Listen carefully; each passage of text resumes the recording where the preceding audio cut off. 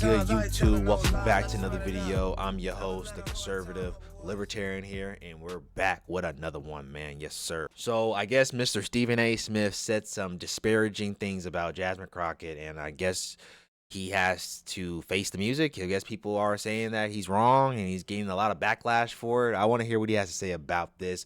If you guys don't know, we don't like Jasmine Crockett over here. I don't like Jasmine Crockett and I don't like Kamala Harris. And people can say, oh, you're a racist. Da, da, da, da, da. Hey, I'm going off character. I'm going off character alone, not based off skin color like some people like to do. They want to contribute race into everything. I'm contributing talking points and what you're saying and how you're presenting yourself to the public. That's what I'm really looking at. And if you're presenting yourself and you're not making any coherent sense about anything, then I'm definitely not going to get behind you on a lot of your issues because you don't make sense.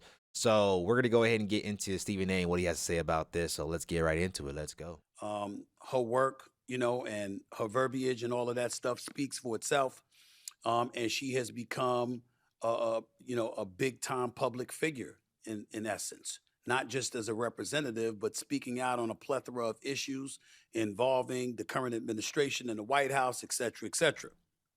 And I made some noise last week because I had the temerity, the unmitigated gall to say this about Representative Crockett when talking about the state of our politics in the midst of a government shutdown, by the way, that has unfolded since October 1st. Take a listen to what I had to say last week, please. You Jasmine Crockett or somebody like that. Ladies, I respect intelligent women, no doubt. But how a Jasmine Crockett chooses to express herself, I'm like, is that going to help your district in Texas? Aren't you there to find a way to get stuff done as opposed to just being an impediment to what Trump wants? How much work goes into that?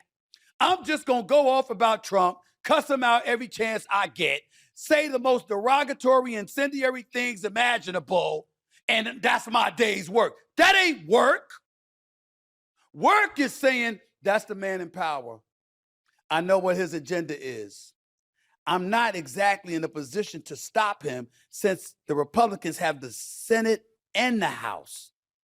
But maybe if I'm willing to work with this man, I might get something out of it for my constituency. Because like Joe Manchin said, he's there to represent, or was there for 15 years to represent, the people of West Virginia. She's supposed to be there to represent the people of Texas. I don't know, maybe that just sounds ignorant because it's so simple. But it ain't that damn complicated. We make it complicated.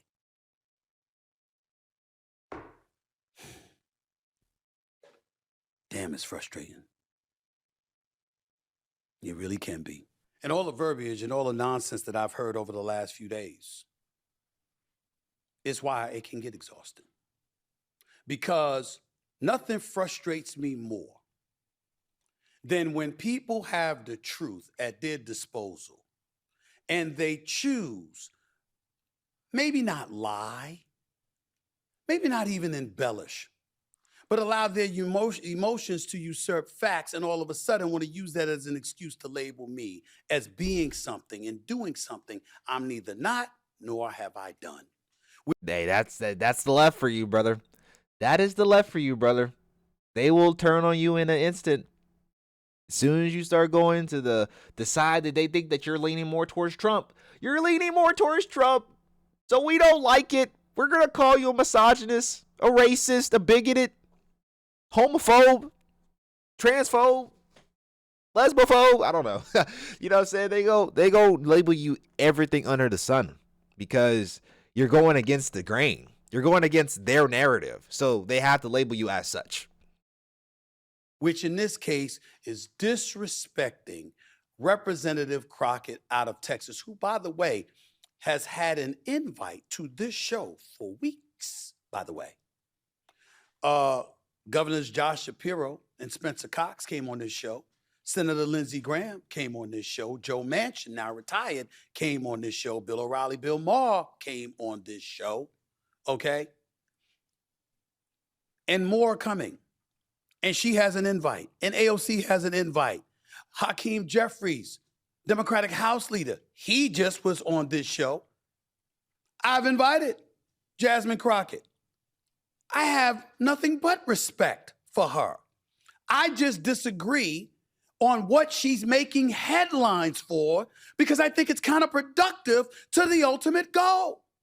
But yet, here we are, and the word disrespect comes in, and people try to engage with words, like disrespect and implying misogyny and all of this other nonsense. Stop it. Stop it. Can we be grown-ups and deal with what the real issue is involving what I said? Willie D, Roland Martin, Bakari Sellers, and Angela Rye, who I have profound respect for. I mean, the list goes on and on with all of these people. I don't have their names in front of me. To my producer that texted to me, I don't have my phone on me right now, so I apologize for not having those names in front of me. But I'm what are we talking about? How's it disrespectful to say what I said? Could you just disagree? Could we just say, yo, Stephen A., I disagree with you. Here's why. We got Willie D. Put up that quote, please. He's putting out quotes or text or tweets about me. Let's see that again. Stephen A. Smith taking shots at Jasmine Crockett ain't just messy, it's weak. Dude is sitting on one of the biggest mics in America, and instead of using it to uplift, he's tearing down a black woman who's out here putting in real work. That ain't critique, that's betrayal. Jasmine Crockett ain't the problem. She's the kind of woman who walks into rooms full of snakes and makes the snakes flinch. Meanwhile, Stephen's showing what happens when the paycheck gets louder than the principal. That's sucker shit, straight up, end quote. Wow, Willie D. You sure are uplifting. I mean, I got to be touched. That was inspirational. Really, that really, really was. That was inspirational. I'm doing sucker shit. That's what you call inspirational? That's what you call uplifting? Really? Now, I haven't heard everything that Roland Martin said, D.L. Hughley had to say, and all the other names that I mentioned, but I'm sure it's along the same lines. Nothing but respect. First of all, I'm going to be very, very careful about anything that I say about Roland Martin because he's a friend. I'm going to be careful about anything that I say about D.L. Hughley because I have respect for that man. We've spoken a few months ago. I got nothing but love for him. I am concerned about him not making people laugh and smile as much anymore as he used to because he's more of an activist now than a comedian, but that's a choice and that's his right. And that's what a lot of these people are. A lot of these people in Congress, a lot of these people, he's an activist in himself. He's been like that for a while, though. We all knew he was like that. He wasn't even that funny back in the day, to be honest. He had his own show. I never laughed at that shit. But at the same time, a lot of these people, they're activists. A lot of the people in Congress are activists. They're not actually trying to solve anything. They're just trying to keep the drama going so that way they can keep being activists for the situation. You know what I'm saying? Because once the situation gets resolved, what is there to be an activist about? You can't actively be active in it because there's nothing to be active about. You know what I'm saying? So, yeah, Jasmine Crockett, she doesn't do much. All things she does is do a whole bunch of activists and a whole bunch of political theater, which a lot of these people and a lot of these politicians, when they get into these Congress rooms or these chamber halls, yeah, a lot of it is political theater, but she does the most of it. I think that's the reason why a lot of people are turned off by her is because they find her stunts to be performance. They don't seem to be building any substance. There's not something to take away from what she said. You know what I'm saying? Besides all the word salad and all the extra mumbo jumbo she says to, come up with the answers for why certain things are happening. You know what I'm saying? I'm not saying that she's not intelligent because it takes a certain amount of intelligence, I believe, get into Congress alone. So that alone is an achievement. But at the same time, too, once you get in there, you need to actively be doing stuff to better your area. You know what I'm saying? To actively be helping your constituents. But you going up against Trump isn't helping your constituents because last time I checked, Texas voted overwhelmingly red. So that means most of your constituents are on board with what Trump has got going on. So wouldn't it be in your best interest to probably work with the Trump administration? I feel like what she does though, I feel like a lot of the stuff that she does is just it placates to a minority group, black people. It doesn't resonate with white audience. You know what I'm saying? She's not here to get the white vote. She's here to get black people to vote for her. That's it. She doesn't care about white people. She only cares about the black vote. She's made it ultimately clear that she doesn't like white people. That's all I'm saying. And Stephen A, he's hitting it on the nail with a lot of his so-called friends who are calling him out. I don't know if those are your friends, buddy. They're calling you out, and you can't really say much about them. But I'm just saying, like, they will eat their own. They will eat you up. You used to be on that side, brother. You still kind of on that side. You're definitely Democratic. You're definitely on the left. You know what I'm saying? You're trying to be more moderate, and I can respect that. I can respect the attempt to be more grounded in reality, unlike his colleagues on the other side of him. You know what I'm saying? And anybody else too.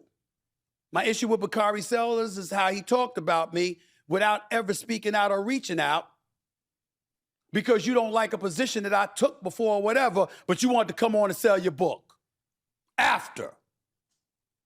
See, I don't play that nonsense. I don't like that. Disagree with what I said. Say why without all the other nonsense. Got nothing but respect. Willie D got over 1 million subscribers. Man, props to you. Doing your thing. Wishing you nothing but the best. I'm not getting into all that nonsense. But let's deal with what I was saying, please. Can we do that? Can we be real? So let's take it. Let's take it back. Let's look at the resume of Jasmine Crockett, 30th Congressional District. By the way, the two senators that represent Texas is Senator John Cornyn and Ted Cruz, both Republicans. I'm so surprised. Okay? So you got them in Texas, and they're doing their thing, right?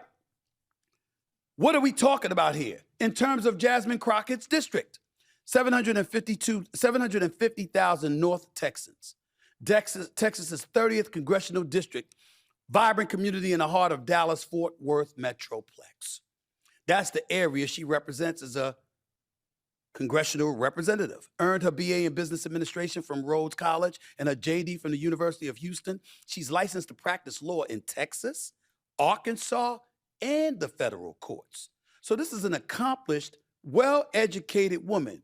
Ain't nothing about her stupid. Ain't nothing about her something to dismiss or disrespect when it comes to her resume. Let's get that out of the way so as to make sure I'm not being disrespectful when we're talking about her, okay? What's her reputation?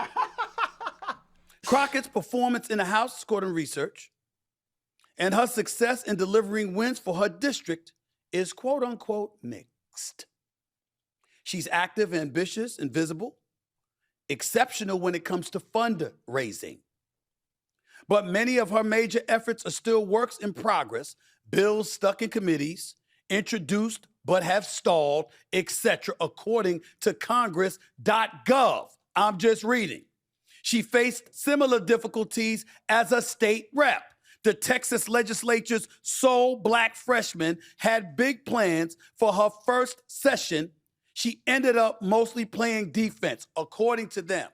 And what the implication was is that while she's great at fundraising, the challenge for her was cultivating relationships in Congress. And what does that mean? Potentially going across the aisle when you don't want to. Potentially going across the aisle, okay, when it might be in the best interest of the 750,000 constituents you represent. We know you're a Democrat. We know how disgusting and vile you find the president to be.